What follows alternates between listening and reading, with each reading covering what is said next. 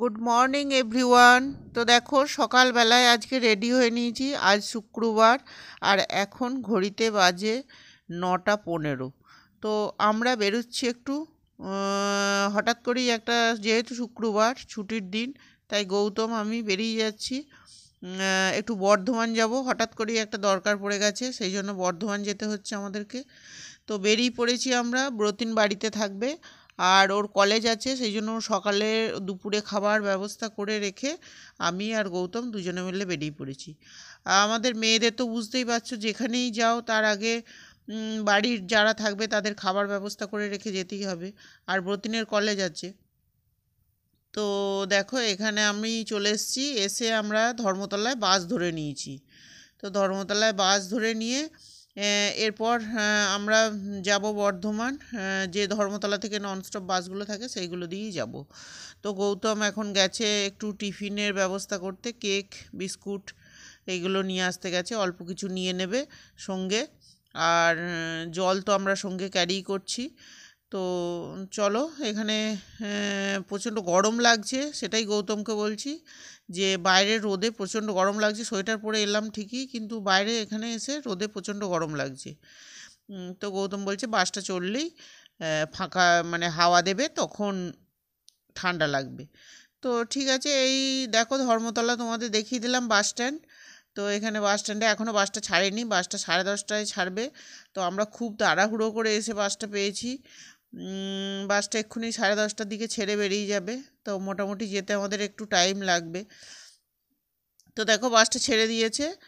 আর বাসটা মোটামুটি ফাঁকা ছিল, বাসটা খুব একটা ভিড় ছিল না।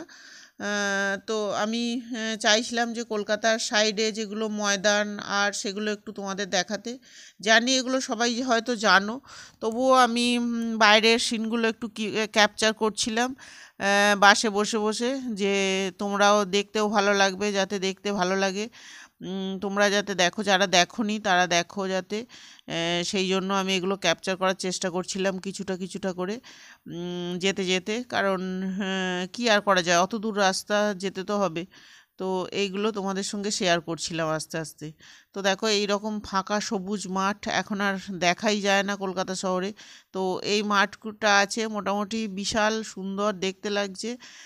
আর শীতের সকাল এত ভালো লাগছে দেখতে, তো মনটা ভরে যাচ্ছে। যাই হোক, এই করতে করতেই পৌঁছে যাব।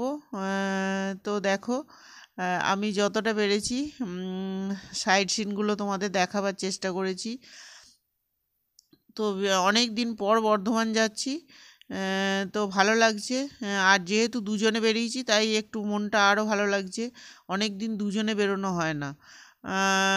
আর দেখো আমরা দ্বিতীয় হুগলি সেতুর ওপর দিয়ে যাচ্ছি, সামনে গঙ্গাটা ঠিক সকালের কুয়াশায় ঠিকমতো দেখা যাচ্ছে না, কিন্তু আমরা গঙ্গার ওপর দিয়েই যাচ্ছি।